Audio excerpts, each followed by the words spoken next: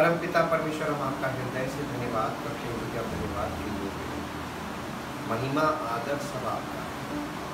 आपकी योजना हमारे जीवन में पूरी हो और आपकी महिमा हमारे जीवन से प्रकट हो, यही आपका उद्देश्य है और यही हमारी इच्छा है।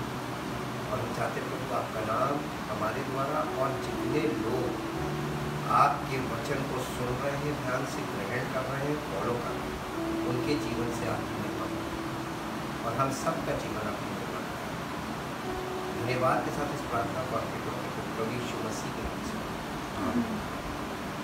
Praise the Lord. हम परमेश्वर का धन्यवाद करते हैं सन ऑफ गॉड पार्ट 54 के लिए।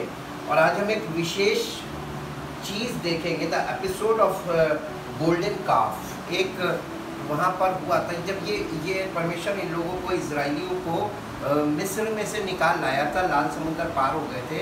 उसके बाद जब रास्ते में ये लोग भोजन के लिए, पानी के लिए कुड़कुड़ा रहे थे और बहुत ज़्यादा वहाँ पर डिसऑर्डर फैल रहा था, परेशान कर रहे थे और मूसा परेशान हो रहा था। तो परमेश्वर ने मूसा से फिर ये बोला था कि तुम एक काम करो, मेरे लिए निवास स्थान बनाओ टैबरनेकल के लिए। और उसके लिए परमेश्वर ने उसको पूरा नक्शा दिखाया था कि ऐसे ऐसे बनना है और ये चीज़ें बननी है और इस नाप की बन रही है, पूरा उसकी डिटेल दी थी। और हम देखते हैं निर्गमन 25 अध्याय से उसका बनना शुरू हुआ। और जब वो बन रहा था उसी दौरान में परमेश्वर ने मूसा को बोला कि तू मेरे पास ऊपर आओ। वो पहाड़ पे गया, सिनै पर्वत पे, और परमेश्वर ने उसको 10 आज्ञाएं देने के लिए बुलाया था। जब मूसा पहाड़ पे गया, वहाँ पर उसको बहुत टाइम लगता, 40 डेज एंड 40 नाइट लिखा वहाँ पर वो रहा। और उसके बाद परमेश्वर की उपस्थिति में बैठा रहा। परमेश्वर ने उसको वो व्यवस्था की पटियाएँ दी थी पत्थर की। उसी दौरान में ज़मीन पर नीचे, पहाड़ से नीचे, फुट ऑफ द हिल, वहाँ पर जहाँ तंबू का काम चल रहा था, वहाँ पर मूसा छोड़ के गया था अपने भाई को, बड़े भाई को, हारून को। और सारी मंडली हारून के अधीन थी। हारून जो पहला महायाजक है। और उसी समय जब मूसा को आने में देर हुई तो वो सारी जो मंडली थी वो हारून से कहने लगी हमारे लिए देवता बना। और ये उसी समय उसने गोल्डन काफ वाला, ये वहीं पर ये एपिसोड आता है कि गोल्डन काफ उसने सोने का बछड़ा बनाया। निर्गमन की पुस्तक उसका 32 अध्याय उसके 21 से 35 पद को पहले हिंदी में पढ़ेंगे। तब मूसा हारून से कहने लगा, इन लोगों ने तेरे साथ क्या किया, इन लोगों ने तेरे साथ क्या किया कि तूने उनको इतने बड़े पाप में फंसाया, कि तूने उनको इतने बड़े पाप में फंसाया। हारून ने उत्तर दिया, मेरे प्रभु का कोप न भड़के, मेरे प्रभु का कोप ना भड़के, तू तो इन लोगों को जानता ही है। तू तो, अब देखिए उन लोगों पे किस पे दोष लगा रहा है, लोगों पे दोष लगा रहा, तू तो इन लोगों को जानता ही है कि ये बुराई में मन लगाए रहते हैं, कि ये बुराई में मन लगाए रहते हैं। और उन्होंने मुझसे कहा, हमारे लिए देवता बनवा, हमारे लिए देवता बनवा जो हमारे आगे आगे चले, जो हमारे आगे आगे चले। परमेश्वर बनवा रहा था निवास स्थान अपने लिए, ताकि परमेश्वर वहाँ पे निवास करे बीच में और लोगों की अगुवाई करे। परमेश्वर आज भी हमारे बीच में निवास करना चाहता है। परमेश्वर आत्मा है, उसका आत्मा हमारे बीच में निवास करना मांगता है और हमको लेकर चलना मांगता है, आत्मिक जीवन में हमें कैसे चलना। लेकिन इन लोगों ने क्या कहा, इन लोगों ने उससे कहा हारून से कि हमारे लिए देवता बना जो हमारे आगे आगे चले, क्योंकि उस पुरुष मूसा को जो हमें मिस्र देश से छुड़ा लाया है, जो हमें मिस्र देश से छुड़ा लाया है, हम नहीं जानते कि क्या हुआ, उसका क्या हुआ, वो कहाँ चला गया। ठीक वैसे ही जैसे आज यीशु मसीह उद्धार का काम पूरा करके और पिता की दाहिने जाके बैठा हुआ है और उस दोबारा आने वाला है, और उसके आने में जो देर हो रही है, तो ठीक वही चीज़ जो वहाँ पर हो रही थी यहाँ पर भी हो रही है। हम इसको फिर स्पिरिचुअली भी देखेंगे कि कलीसियाओं में आज क्या हो रहा है, वही हो रहा है जो ये लोग वहाँ पे कर रहे थे। जी, तब मैंने उनसे कहा, जिसके पास सोने के गहने हो, वे उनको उतार लाएं। और जब उन्होंने वो मुझको गहने दिए, तो मैंने उन्हें आग में डाला। तब ये बछड़ा निकल पड़ा। अरे कैसे बता रहा, जैसे ऑटोमेटिकली सब कुछ हो गया। और मैं तो कुछ करना नहीं मांग रहा था, लोग गलत थे, लोगों ने कहा हमारे लिए देवता बना दे, तो मैंने उनसे कहा कि अपने अपने जेवर ले आओ, मैंने जेवर को आग में डाला, बछड़ा निकल आया। कितने इनोसेंटली बता रहा है जी। हारून ने उन लोगों को ऐसा निरंकुश कर दिया था। क्या कर दिया था? ये किसने किया था? उनको निरंकुश किसने किया था? हारून था क्या मंडली में? हाई प्रीस्ट महायाजक ने मंडली के लोगों को निरंकुश कर दिया था। आज लोगों को निरंकुश कौन कर रहा है? आप कलीसियाओं में लोग सत्य को क्यों नहीं एक्सेप्ट करते हैं? क्योंकि सत्य बताया ही नहीं जाता है। सत्य इसलिए नहीं बताया जाता है कि सत्य को कोई सुनना नहीं चाहता है। आज वो बताया जाता है जो लोग सुनना पसंद करते हैं, और इसलिए लोगों के मन की करने के लिए आप जब लोगों के अपने मन की करेंगे और लोगों के मन की करेंगे तो लोग निरंकुश हो जाएंगे जी।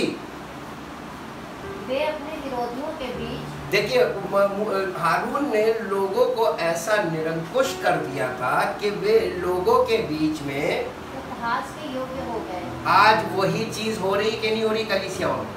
लोगों को ऐसा निरंकुश कर दिया कि लोगों के बीच में उपहास का कारण, हंसी उड़ा रहे लोग। उनको निरंकुश देखकर मूसा ने छावनी के निकास पर खड़े होकर कहा, मूसा ने छावनी के निकास पर खड़े होकर कहा, जो कोई यहोवा की ओर का है, जो कोई यहोवा की ओर का है, वो मेरे पास आए, वो मेरे पास आए। तब सारे लेविये उसके पास इकट्ठे हुए, उसके पास इकट्ठे हो गए। उसने उनसे कहा, इज़राइल का परमेश्वर यहोवा यूं कहता है कि अपनी अपनी जांघ पर तलवार लटकाकर छावनी के एक निकास से दूसरे निकास तक घूमकर अपने अपने भाइयों, संगियों और पड़ोसियों को घात करो। मूसा के इस वचन के अनुसार लेवियों ने किया, और उस दिन 3000 के लगभग लोग मारे गए। कितने लोग मारे गए? 3000 के लगभग। और अब आप देखिए न्यू टेस्टमेंट में पेंतेकोस्त के दिन जब पवित्र आत्मा उतरा, कितने लोग परमेश्वर को प्रभु यीशु मसीह में ग्रहण हो गए थे? 3000। काउंटिंग मिलाते रहे जी। फिर मूसा ने कहा आज के दिन यहोवा के लिए अपने याजक पद का संस्कार करो, वरन अपने अपने बेटों और भाइयों के बीच भाइयों के विरुद्ध होकर ऐसा करो जिससे कि वो आज तुमको आशीष दे। दूसरे दिन मूसा ने लोगों से कहा, तुमने बड़ा ही पाप किया है। अब मैं यहोवा के पास जाऊंगा। संभव है कि मैं तुम्हारे पाप का प्रायश्चित कर सकूं। देखिए, जो परमेश्वर की संगति में रहता है, सीखने वाली बातें यहाँ पर हम सीखने वाली बात को पॉइंट आउट कर रहे हैं। जो परमेश्वर की संगति में रहता है, उसकी उपस्थिति में आता जाता है या उसकी उपस्थिति में रहता है, उसको परमेश्वर का नेचर मानते हैं। वो कॉन्फिडेंटली कभी ये नहीं कहता है कि हम ये करेंगे और ये हो जाएगा। देखिए, उसने ये नहीं कहा मैं तुम्हारे लिए प्रार्थना करूँगा, क्योंकि उसे परमेश्वर का नेचर मालूम है और उसे ये मालूम कि लोगों ने पाप किया है और परमेश्वर पापी को माफ़ नहीं करता। वो एकदम जस्ट गॉड है, माफ़ नहीं करता। कोई उसके बदले में भरना भर दे, उसके बिहाफ उसको माफ़ी मिल जाएगी, लेकिन परमेश्वर माफ़ नहीं करता। जी, तब मूसा यहोवा के पास जाकर कहने लगा, हाय हाय उन लोगों ने सोने का देवता बनवाकर बड़ा ही पाप किया है, तो भी अब तू उनका पाप क्षमा कर दे, नहीं तो अपनी लिखी हुई पुस्तक में से मेरे नाम को काट दे। यहोवा ने मूसा से कहा, जिसने मेरे विरुद्ध पाप किया है, उसी का नाम मैं अपनी पुस्तक में से काट दूंगा। मूसा का तुम्हारी बात मैं नहीं मानूंगा, क्या कोई व्यक्ति परमेश्वर को अपनी मर्जी मनवा सकता है? Same God, God is same yesterday, today and for always remember. जी, अब तू जाकर उन लोगों को उस स्थान में ले चल जिसकी चर्चा मैंने तुझसे की थी। देख मेरा दूत तेरे आगे। अब उनको परमेश्वर को ये पता चल गया इनके आगे चलने वाला एक दूत चाहिए, तो परमेश्वर ने कहा देख मेरा दूत तेरे आगे आगे चलेगा, परंतु जिस दिन मैं दंड देने लगूंगा उस दिन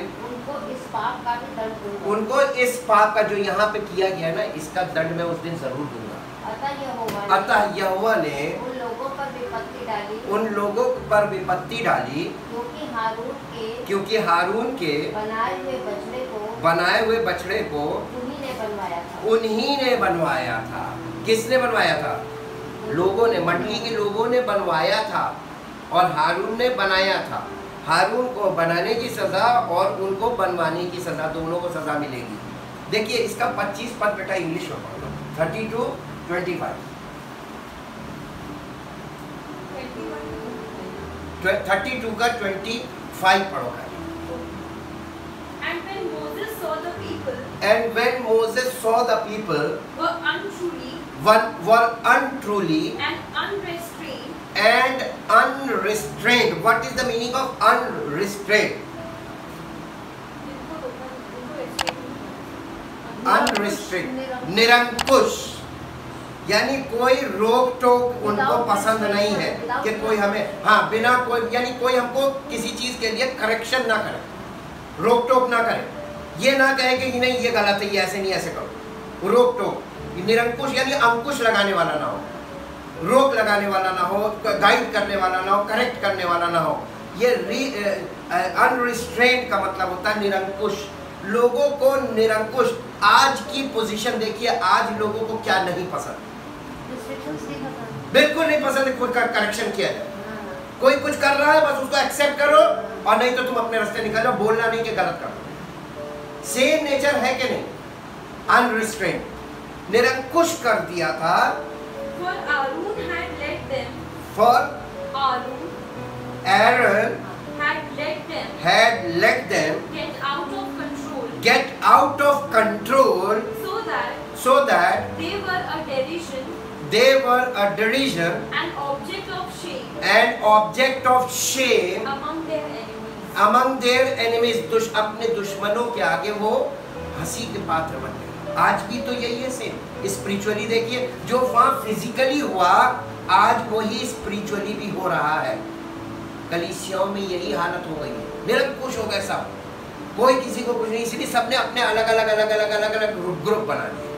अब हम आज इसी पॉइंट को देखेंगे कि ये जो हुआ था इसका इफेक्ट आज हम लोगों पर कैसे पड़ता है। ये डायरेक्टली अफेक्टेड है हम लोगों का।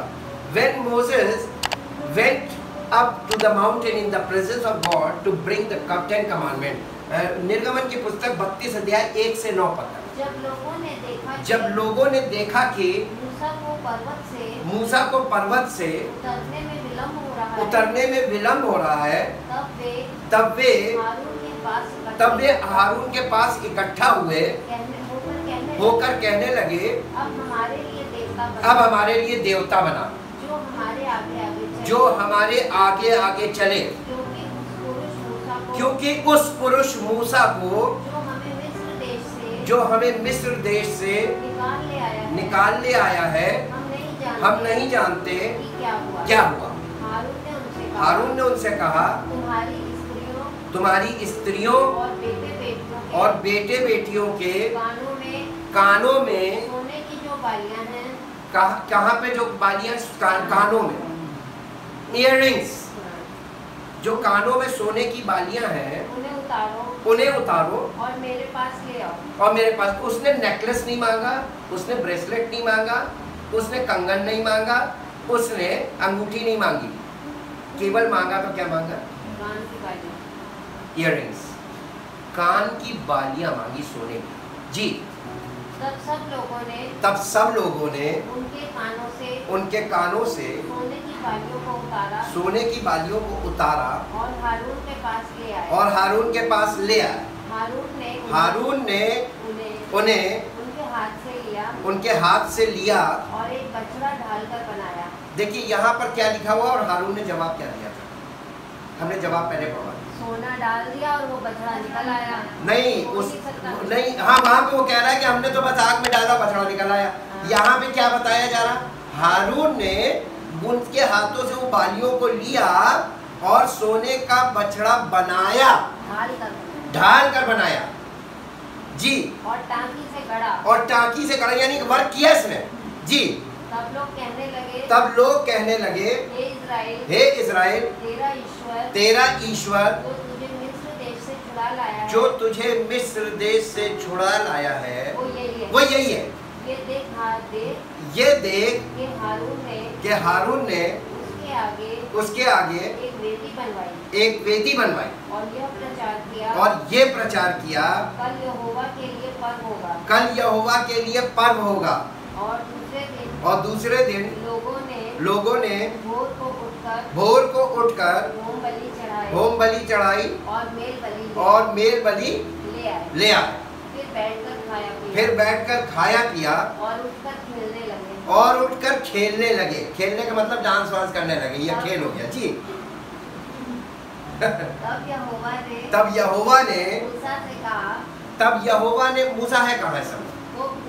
परमेश्वर के पास है, उसकी प्रेजेंस में है। तब परमेश्वर ने मूसा से कहा नीचे उतर जा क्योंकि तेरी प्रजा के लोग जिन्हें तू मिस्र देश से निकाल लाया है वे बिगड़ गए और जिस मार्ग पर चलने की आज्ञा मैंने दी है मैंने उनको दी थी उसको झटपट छोड़कर उन्होंने एक बछड़ा ढालकर बना लिया। देखिए सारी इंफॉर्मेशन मूसा को कौन दे? परमेश्वर की उपस्थिति में जो आदमी रहता है उस व्यक्ति को परमेश्वर सारी चीजें बताता है जो हो रहा है संसार में। आपको जाकर देखने की जरूरत नहीं है। परमेश्वर का वचन हमें आज भी जो हो रहा है पूरे विश्व में जो हो रहा है सब बता रहा है। यहाँ पे है, दिस इज द रिकॉर्ड। और यहाँ ही से हम देखकर बता रहे हैं कि क्या हो रहा है और परमेश्वर को उसका आत्मा हमको बता रहा है कि ये हो रहा है। और मेरे वचन में देखो ये लिखा है और जैसा लिखा वैसा हो रहा है जी।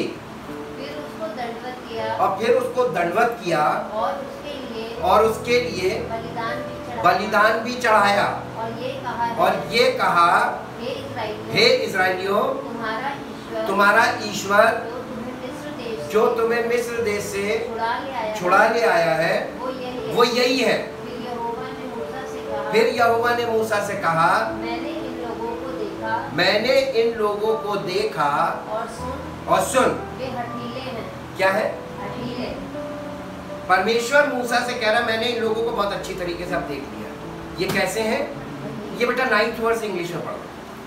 And the Lord said to Moses, I have seen this people, and behold, it is a stiff-necked people. Stiff-necked people. Stiff-necked का मतलब समझते हैं? फ्लेक्सिबल गर्दन नहीं, स्टिफ पूरे घूमे।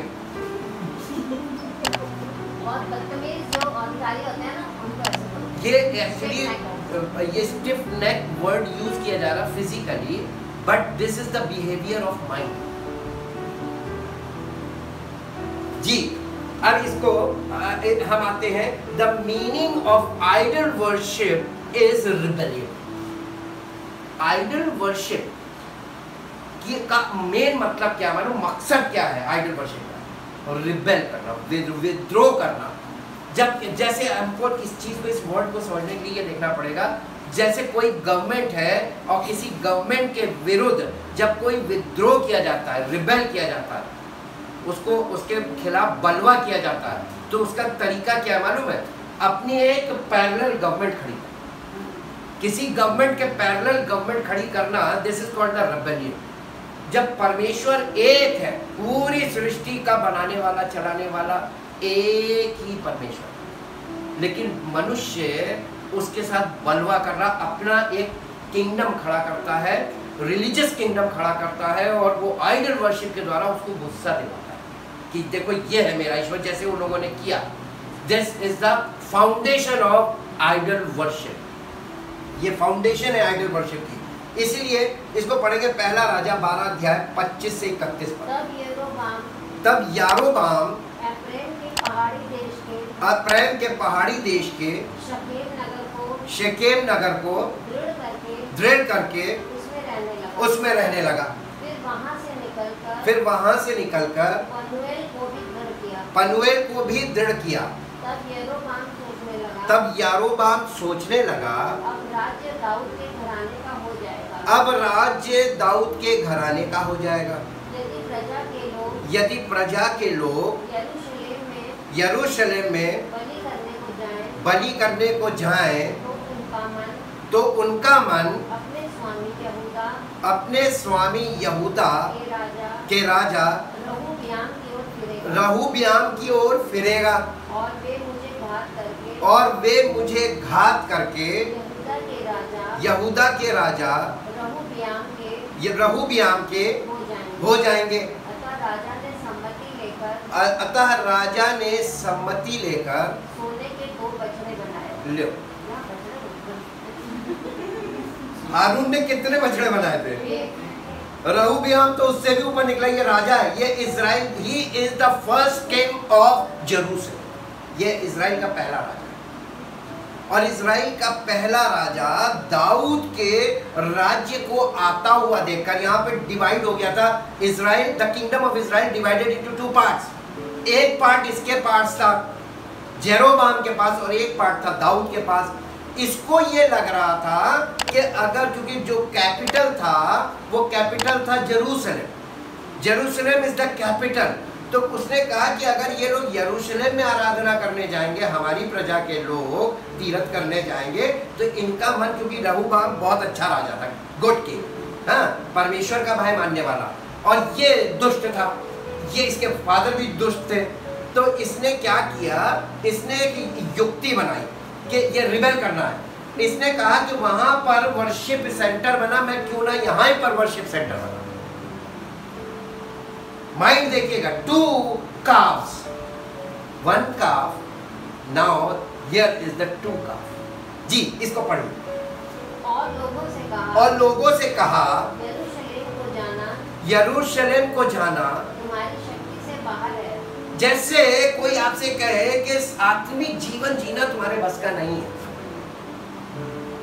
मैं एकदम आज के परिपक्ष में भी बात कर रहा हूँ इसी आधार पर।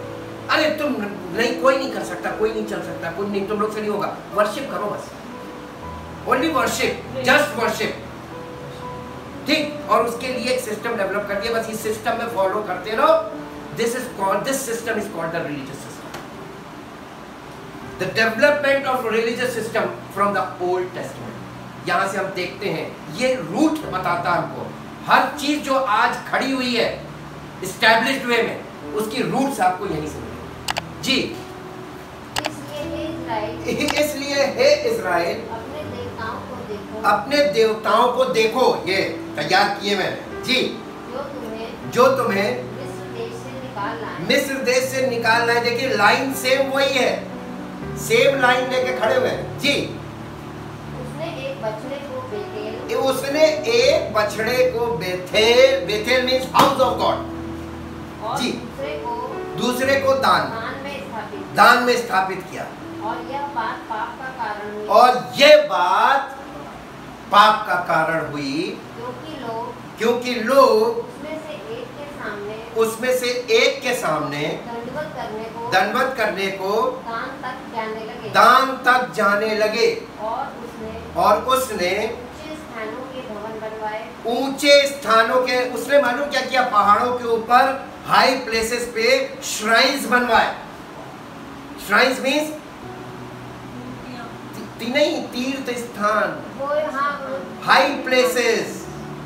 और आप देखिए आज भी हाई प्लेसेस आपको पहाड़ों पे ही मिलेंगे। All shrines on up the mountain, ये यहीं से स्टार्ट हुआ है जी। और सब प्रकार के लोग और सब प्रकार के लोगों में से जो लेवी वंश ना थे, जो लेवी वंश के ना थे, याजक ठहराए। ले बहुत नाम। उसने अपने याजक भी बनाए। 2 बछड़े का मतलब double idolatry, double part of idolatry. जी, अब इसको बेटा इंग्लिश में पढ़ दो, ये 12:25 to 31। Then Jeroboam Then built Shechem. है, Then Jeroboam then Jeroboam built Shechem. Built built Shechem Shechem, Shechem in the hill country of in the hill country of Ephraim Ephraim and lived there. and lived there. He went out from there He went out from there and built Penuel. and built Penuel. ये दोनों जगह का नाम है। जी, Jeroboam Jeroboam said in his heart, said in his heart, हाँ, now the kingdom now the kingdom will return to the house of David. will return to the house of David. If this people If this people goes up to the house of the Lord goes up to the house of the Lord at Jerusalem at Jerusalem at sacrifice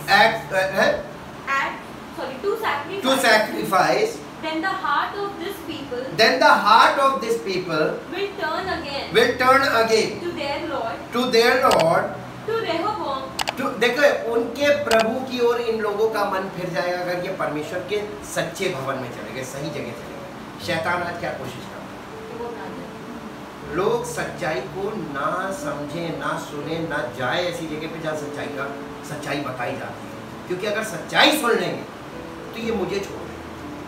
Satan needs worship, वो worship का भूखा है,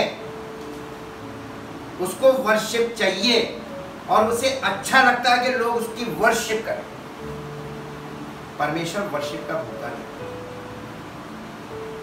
जब आप याद कीजिए, यीशु मसीह से उसने कहा था शैतान ने, यदि तू झुककर मुझे दंडवत करे, इंग्लिश में लिखा है इफ यू बाउ down and worship, Satan said to Jesus, if you bow down and worship, I will give you the kingdoms of earth to you.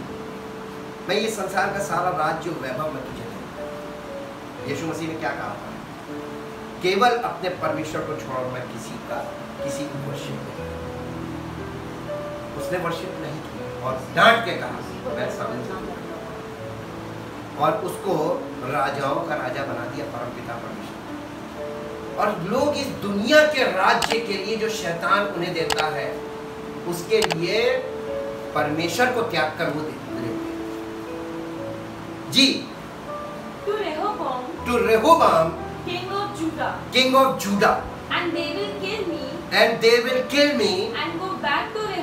and go back to Rehoboam, king of Judah. So the king took counsel, and made 2 calves of of gold. And he said to the people, it is too much for you to go all the way up to Jerusalem. Behold your gods, O Israel, who brought you up out of the land of Egypt. of the land of Egypt. And he set 1 golden calf, and he set the one golden calf in Bethel, and the other he put in Dan. Ji, And this thing became a sin. and this thing became a sin. For the people went to worship each of them even as far as Dan. Jeroboam also made houses on high places, देखिए, also made houses on high places, the shrines ji, and made priests of people who were not Levites. And Jeroboam appointed a feast on on the 15th day on the 15th day of the 8th month, of the 8th month, like the feast kept in Judah, like the feast kept in Judah, and he offered sacrifices and he offered sacrifices upon the altar. upon the altar. So he did in Bethel, So he did in Bethel, sacrificing to the calves sacrificing to the calves he had made. he had made. And he placed in Bethel And he placed in Bethel the priests of the high places the priests of the high places he had made. he had made. वो जो उसने याजकों को बनाया है, उन याजकों को वहाँ बेथेल में उसने रखा। बेथेल का मतलब क्या होता है? House of God. और आप इसीलिए आमोस में लिखा है कि बेथेल को मत खोजो, बेथेल सूना पड़ जाएगा। क्यों लिखा है? क्योंकि बेथेल में क्या चीज रख दी गई थी, और आज लोग बेथेल की बात करते हैं। अब देखिए इसको, God's entire system of holy days, sacrifices and worship was changed into a man-made system focused on worshipping golden calves. सारा जो परमेश्वर ने व्यवस्था बनाई थी कि परमेश्वर के साथ कैसे चलना, ये सिखाने के लिए उन सारी चीजों को एक चीज पे फोकस करा दिया, वर्शिप। मैन मेड सिस्टम में वर्शिप पे लाके खड़ा दिया। आजकल यही तो किया है। आजकल आप सिर्फ वर्शिप पे गौर करो, only worship, worshipping golden calves. The cities of Bethel and Dan became the places of worship rather than God's chosen city of Jerusalem. यरूशलेम के ना जाने के मारे कि आपको यरूशलेम जाने से कुछ नहीं होगा, आपको ये दो शहर दिए गए कि बस आप यहाँ आकर आराधना करो। आराधना पे फोकस कराया जा रहा है लोगों को। The main thing is this, आराधना पे किसकी करनी है? आराधना, सच्ची आराधना भी है, झूठी आराधना भी, इसलिए नहीं है मैं सच्ची आराधना एक बार प्रेशर डालकर यीशु मसीह का कि सच्ची आराधना, सच्चे आराधक। यहाँ दुनिया में आराधना करने वाले सब है, ऑल आर वर्शिपर्स, आराधना सब कर रहे हैं, आराधक बहुत है, सब आराधक है, और आराधना सब जगह चल रही है, लेकिन फॉल्स चल रही कि ट्रू चल रही? कॉमन सेंस नहीं, लोगों के पास ये सेंस ही खत्म हो गई। They worship, they know the word worship, but they don't know true worship, because they don't know true God. True God को ना जानना true worship ना नहीं है, वो true worship हो ही नहीं सकती। ये दूसरा इतिहास 6 अध्याय का 6 पद पढ़ना। परंतु मैंने यरूशलेम को इसलिए चुना है, परमेश्वर कह रहा, परंतु मैंने यरूशलेम को इसलिए चुना है कि मेरा नाम वहाँ हो, कि मेरा नाम वहाँ हो, और दाऊद को चुन लिया, और दाऊद को चुन लिया कि वो मेरी प्रजा इजराइल पर प्रधान हो। इजराइल पर प्रधान हो। परमेश्वर ने दो चीजों को चुना, यरूशलेम एंड किंग डेविड। इंग्लिश में पढ़ो बेटा। But I have chosen Jerusalem. But I have chosen, देखिए परमेश्वर ने यरूशलेम को चुना, लोगों ने बेथेल और दान को चुन लिया। जी, that my name and the symbol of my presence and the symbol of my presence, might not my actual presence, but the symbol of my presence might be there. might be there, And I have chosen David and I have chosen David to be over my people Israel. to be over my people Israel. ठीक है, अब इसके बाद हम आते हैं, जेरोबाम built shrines on the high places and appointed priests from all sorts of people, even though they were not Levites. पहला राजा 12 अध्याय उसका 31 पद। और उसने ऊंचे स्थानों के भवन बनवाए, और सब प्रकार के लोगों में से जो लेवी वंशी ना थे याजक ठहराए। कैसे बनाता था याजक? कोई आता था, कहता था भेंट चढ़ाता था, जो सबसे ज्यादा भेंट लेकर आता था, कहता था मैं याजक बना दूं, आओ हमारा स्कूल खुला, ट्रेनिंग कर लो और तुम प्रीस्ट बनाना कितनी सरल बात है। ये प्रीस्ट बनाया जा रहा था, इसीलिए हमने आपको बताया सबसे पहले डिसाइपलशिप पे, किसको आप फॉलो कर रहे हैं, बहुत सतर्क रहिएगा, क्योंकि फॉलोइंग से ही ये सारे फॉल्ट्स आ रहे हैं। जो जो दुष्ट राजा होता था, वो दुष्ट राजा को जो फॉलो करता था वही दुष्ट राजा होता था। आप देखेंगे कि जिसका बाप, जिस किंग का, जो किंग दुष्ट होता था उसका बेटा भी जब किंग बनता था तो दुष्ट, और उससे डबल। ये हिस्ट्री बताती, बाइबल में हिस्ट्री है। और हिस्ट्री वाले पार्ट में जब जाएंगे तब आपको बहुत सी चीजें ऐसी मिलेंगी जो आप देख सकते हैं कि कौन किसको फॉलो करता है, उसकी लाइफ से वो चीज सामने आ जाती है। आज जो जनरेशन आपको दिख रही है कलीसियाओं में, ये जनरेशन कैसी है? ये किसको फॉलो कर रही है? सब अपने अपने अलग अलग फॉलोअर्स हैं सबके पास, सब लोग अपने अपने मन की फॉलो कर रहे हैं। और ये बात नहमीया में लिखी है कि अंत के दिनों में ऐसा समय आएगा, लोग अपने लिए अपने मन के अनुसार गुरु बटोरेंगे। जिसकी बात उनके मन की करने वाला होगा उसी को अपना गुरु मानेंगे और they follow. There are so many disciples now in these days. आज बहुत से फॉलोअर्स हैं, लेकिन किसको फॉलो कर रहे हैं उनकी लाइफ देखिए, आपको लाइफ से पता चल जाएगा। अब इसको इसके बाद पढ़िए पहला राजा 13 अध्याय 33 और 34 पाठ। इसके बाद यरोबाम अपनी बुरी चाल से न फिरा। अपनी बुरी चाल से नहीं फिरा। उसने फिर सब प्रकार के लोगों में से उसने फिर सब प्रकार के लोगों में से ऊंचे स्थानों के याजक बनाए। उस ऊंचे स्थानों के याजक बनाए। वरन जो कोई चाहता था कि मुझे याजक बना दो, मुझे याजक बना दो, मैं सेवा करना मांगता हूँ, मुझे सेवा करने का बड़ा बहुत मन है, मैं परमेश्वर की सेवा करना मांगता हूँ, चाहे वो किसी भी कहीं से भी आया हो, उसको वो आके कहता था मुझे याजक बना लो जी। उसका संस्कार करके, तो ये यारोबाम क्या करता था? उसका संस्कार कर देता था, यानी उसको ऑर्डिन कर देता था, ट्रेनिंग देता था, ऑर्डिन कर देता था, प्रोसेस एक बनाया था उसमें जी। वो उसको ऊंचे स्थानों का याजक होने को ठहरा देता, याजक होने को ठहरा देता, डिक्लेयर कर देता, जाओ तुम प्रीस्ट।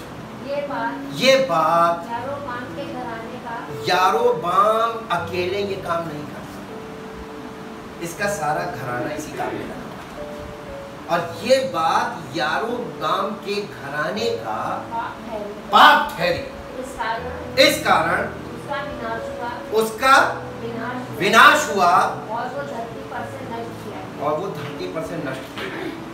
ये जो काम आज या ये काम नहीं चल रहा, यही काम तो आज चल रहा है। इंग्लिश में पढ़ दो बेटा।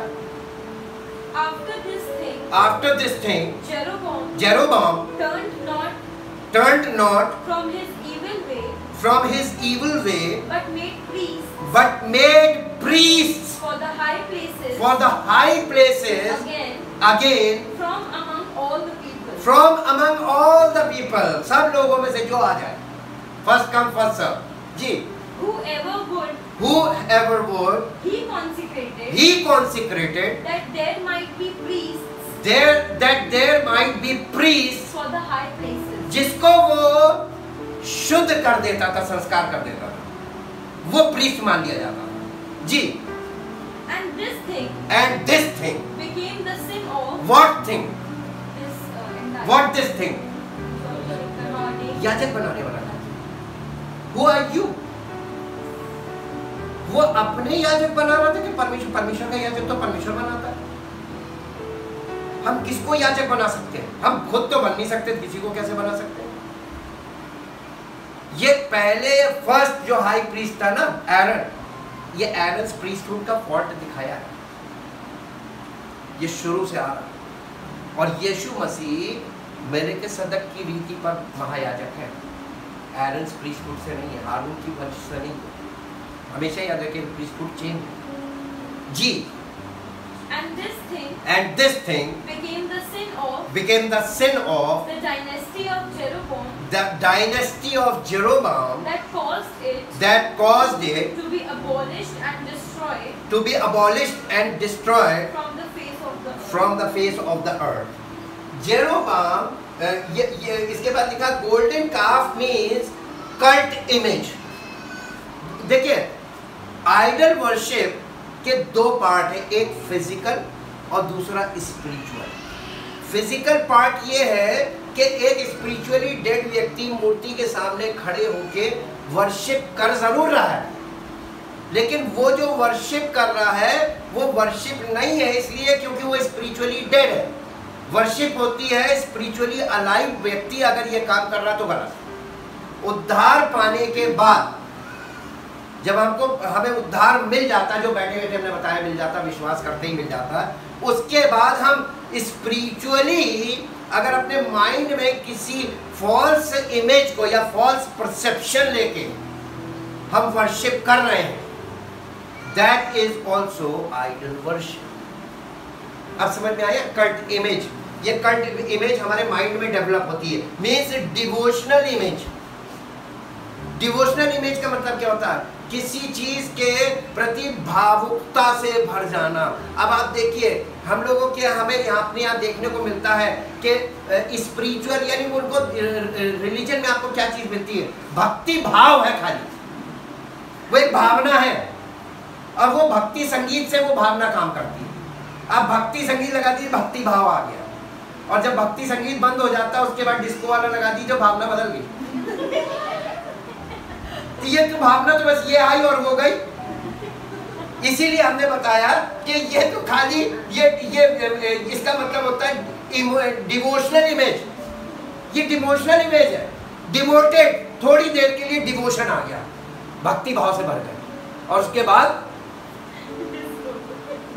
भाव चेंज करने में क्या, गीत बदलो, भाव चेंज, हाँ फ्रैक्शन ऑफ सेकंड, आप वो वहां का माहौल चेंज कर दीजिए, सारी चीजें चेंज। इसी को डिवोशनल इमेज बोलते हैं। और प्रैक्टिस ऑफ रिलीजन, ये प्रैक्टिस ऑफ रिलीजन वाले के साथ दे प्रैक्टिस द रिलीजन, एक सिस्टम बना लिया। इसको हम देखेंगे दूसरा थिस्सलुनीकियों 2 अध्याय 7 से 12 पद में। नहीं, क्योंकि अधर्म का भेद अब भी कार्य करता जाता है, पर अभी उसे एक रोकने वाला है, और जब तक वो दूर ना हो जाए वो रोके रहेगा। तब वो अधर्मी प्रकट होगा। कौन? हाँ, झूठा मसीह, यीशु मसीह का डुप्लीकेट। तब वो अधर्मी प्रकट होगा जिसे प्रभु यीशु अपने मुंह की फूंक से मार डाले, और अपने आगमन के तेज से भस्म करेगा।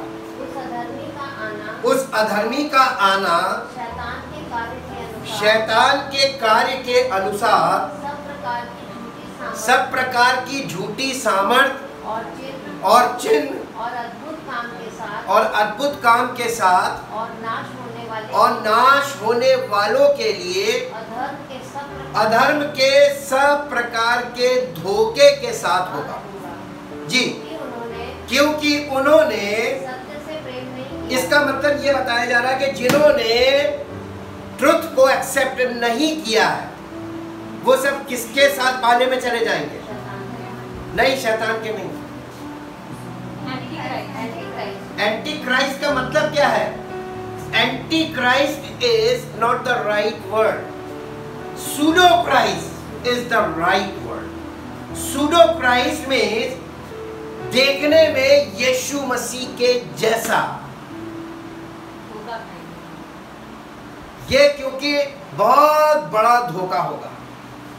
लोग कहेंगे यीशु मसीह आ रहा है, क्योंकि उसकी सेकंड कमिंग तो अवेटेड है ना, और डिक्लेयर्ड है, तो सब लोग उसका इंतजार कर रहे हैं। लेकिन पहले कौन आएगा? Pseudo Christ. जब आप एंटी क्राइस्ट बोलते हैं ना, तो रॉन्ग फिगर माइंड में पिक्चर बनती है, आप उसको नहीं देखेंगे, और आप जिसका इंतजार कर रहे हैं पहले कौन आएगा? सूडो क्राइस्ट, झूठा मसीह। और झूठे मसीह को आप यीशु मसीह समझ जाएंगे।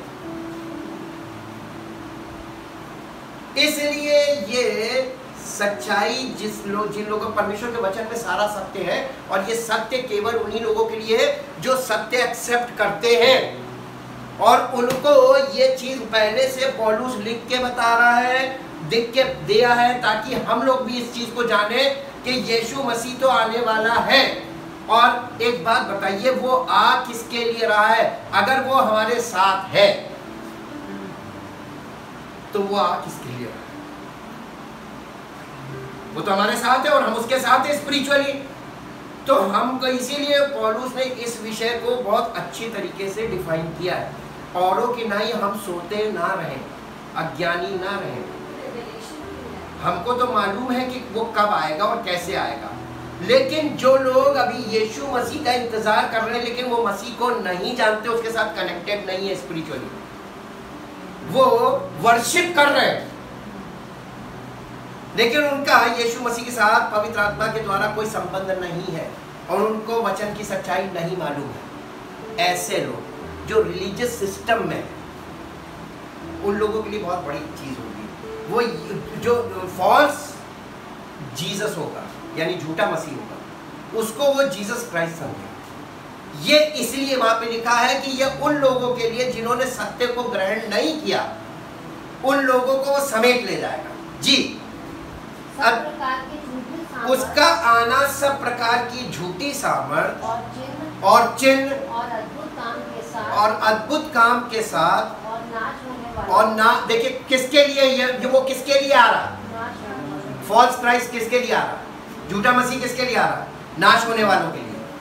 नाश होने वालों के लिए अधर्म के सब प्रकार के धोखे के साथ होगा, क्योंकि उन्होंने, इसका मतलब जितने लोग अभी सत्य को नहीं एक्सेप्ट कर रहे हैं, सत्य से प्रेम नहीं करते, Jesus said I am the truth, जितने उससे प्यार नहीं करते, उससे जुड़े हुए नहीं है, और जितनों के साथ मसीह का आत्मा नहीं है, उनके लिए बहुत बैड न्यूज है जी। जिससे उनका उद्धार होता, इसी कारण परमेश्वर उनमें, किन में?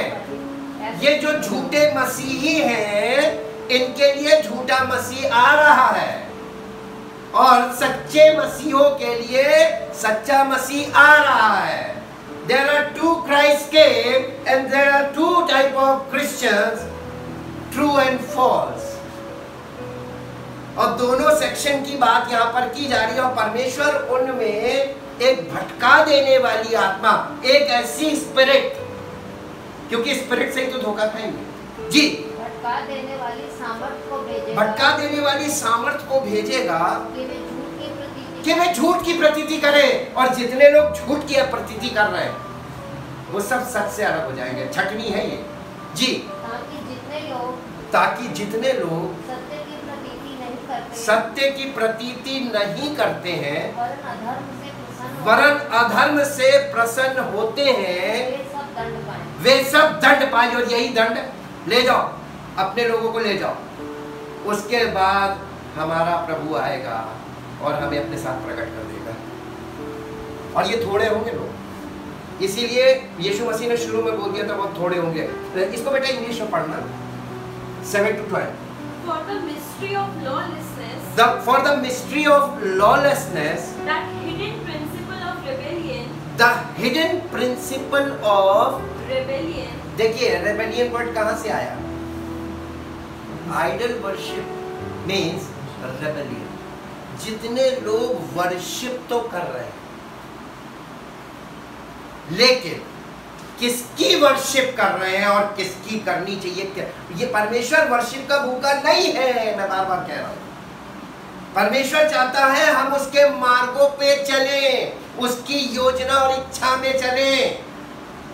ये उसकी विल, परमेश्वर की विल ज्यादा इंपॉर्टेंट है और शैतान वर्शिप को फोकस कराता है और लोग वर्शिप को फोकस कर रहे हैं, विल ऑफ गॉड को।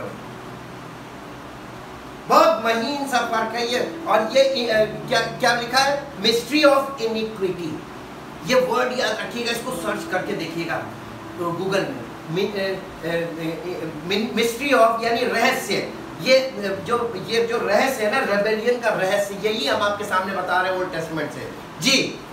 That hidden principle of rebellion, The hidden principle of rebellion, यानी ये मूर्ति पूजा का जो छुपा हुआ हिस्सा, हिडन प्रिंसिपल, उसका छुपा हुआ सिद्धांत, वो मनुष्य के स्वभाव में काम करता है सेव्ड होने के बाद,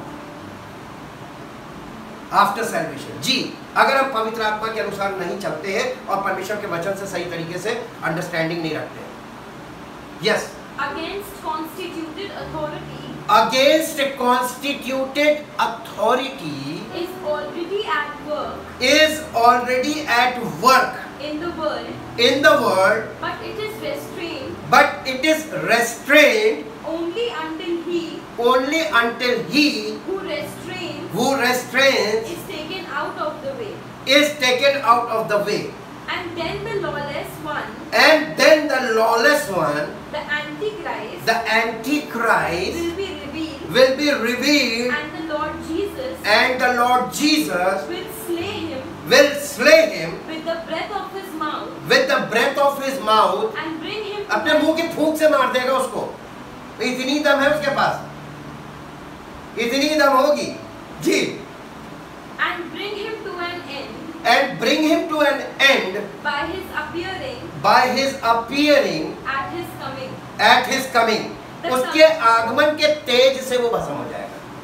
इतना तेज है उसके आगमन में, और उसके आने के तेज से उसके कह रहा ये आ रहा भाग लो, तो उसके जितने लोग हैं वो उसके साथ भाग जाएंगे जी। the coming of the lawless one, the Antichrist, is through the activity and working of Satan, and and will be attended by great power and with all sorts of pretended miracles and signs and and delusive marvels, all of them lying wonders and by unlimited seduction to evil and with all wicked deception and with all wicked deception for those who are perishing going to perdition because they did not welcome the truth but refused to love it that they might be saved. Therefore God sends upon them a misleading influence, a working of error and a strong delusion to make them believe what is false in order that all may be judged and condemned, who did not believe in who refused to adhere to trust in and rely on the truth but instead took pleasure in unrighteousness. Unrighteousness का मतलब होता है the righteousness of men. लोगों के द्वारा बनाई हुई धार्मिकता में लोग ज्यादा मन लगाएंगे, एक्टिविटीज में ज्यादा मन लगाएंगे, सत्य में नहीं लगाएंगे। और जितने होंगे यहाँ पे दो पार्ट आपको क्लियर आ गए होंगे कि कैसा है। और सेकंड कमिंग के बारे में बातें सब कर रहे हैं, लेकिन अब हम आपको बताते हैं what is the way out. Following खतरनाक, आपको ये पता चल गया, आप जिसको भी फॉलो कर रहे हैं आप उसके डिसाइपल बन जाते हैं, ठीक, और उसी को आप रिवील करने लगते हो, वही आप में से रिवील होता है जिसको आप फॉलो कर रहे होते हैं। अब हम आपको बताते हैं इफ एनीवन सीक गॉड, प्रेरितों का 17 अध्याय का 27 पद, परमेश्वर चाहता है मनुष्य की आराधना करने से करना जरूरी नहीं है। First a person seek God, परमेश्वर को खोजो कि वे परमेश्वर को ढूंढे, कदाचित उसे टटोल कर पाए, तो भी वो हम में से किसी से दूर नहीं है। आप परमेश्वर को खोजिए, पहला काम परमेश्वर ये नहीं चाहता आप वर्शिप करें। परमेश्वर क्या चाहता है? अ पर्सन सीक गॉड, परमेश्वर को खोजे। इंग्लिश में पढ़ दो जल्दी से। So that they should seek God, so that they should seek God in the hope that they might feel after him and find him, although he is not far from each one of us। हम में से किसी से दूर नहीं है। अब इसी का 27 से 30 से 32 पर, इसलिए परमेश्वर ने अज्ञानता के समयों पर ध्यान नहीं दिया, पर अब हर जगह सब मनुष्यों को मन फिराने की आज्ञा देता। अब परमेश्वर सब मनुष्यों को मन फिराने की आज्ञा देता। अज्ञानता के समय में उसने सब झेल लिया, बर्दाश्त कर लिया। चलो ठीक है, अभी इनके पास साधन नहीं है, अभी बाइबल भी नहीं छपी, अभी इंटरनेट भी नहीं है, अब तो सब कुछ है। अज्ञानता के समयों से उसने आनाकानी करके सह करके, चलो अभी नहीं, अभी ये लोग नहीं कर पाएंगे, इन तक ये सच्चाई नहीं पहुंचेगी, ये समझ नहीं पाएंगे। अब हर जगह सब मनुष्य को मन फिराने की आज्ञा देता है, क्योंकि उसने एक दिन ठहराया है जिसमें वो उस मनुष्य के द्वारा धर्म से जगत का न्याय करेगा, जिसे उसने ठहराया है, और उसे मरे हुओं में से जिलाकर ये बात सब पर प्रमाणित कर दी है। मरे हुओं के पुनरुत्थान की बात सुनकर, अच्छा ये छोड़ दीजिए, बस ये है कि उसको जिलाकर सब पर ये बात प्रमाणित कर दी। ठीक, इसको बेटा ये 2-3 वर्ष पढ़ दो, 30, 31, 32। Such former ages of ignorance, Such former ages of ignorance, God, it is true, ignored and allowed to pass unnoticed, but now he charges all the people, everywhere to repent, to change their mind for the better, and heartily to amend their ways, with abhorrence of their past sins, because he has fixed a day day when he will judge the world righteously, justly by a man whom he has destined and appointed for that task, and he has made this credible made this credible and given conviction and assurance and evidence to everyone by raising him from the dead. उसको मृतकों में से जिलाकर उसने ये बात सब पर प्रकट कर दी कि इसके द्वारा मैं न्याय करूंगा। पूरी दुनिया का समस्त मानव जाति का न्याय वही करेगा। इसीलिए हमें बहुत केयरफुल होना है। जीसस से फर्स्ट, अगर आप परमेश्वर को खोजना चाहते हैं, परमेश्वर आत्मा है, आप उसको खोजेंगे कैसे? ये भी एक टफ पॉइंट है। ठीक, फॉलोइंग बहुत खतरनाक है, हमने आपको सब बताया। First, we seek the kingdom of God and his righteousness, means we find him in our spirit. उद्धार पाते ही जब पवित्र आत्मा हमारे अंदर आता है, तब हम परमेश्वर के राज्य को देख भी सकते हैं, समझ भी सकते हैं और चल भी सकते हैं। वैसे फिजिकली स्पिरिचुअली डेड हम परमेश्वर को जिंदगी भर खोज लेंगे, नहीं मिलेगा। प्रॉब्लम समझ में आ गई ना? इसलिए मैथ्यू चैप्टर 6 वर्स 33 हिंदी है। इसलिए पहले तुम परमेश्वर के राज्य और उसके धर्म की खोज करो, तो बाकी सारी आवश्यकताएं जो फिजिकल नीड्स हैं आपसे आप तुम्हारे लिए पूरी हो जाएगी। English, but seek, aim at and strive after first of all his kingdom and his righteousness, his righteousness, his way of doing and being right, and then all these things taking together will be given to you besides.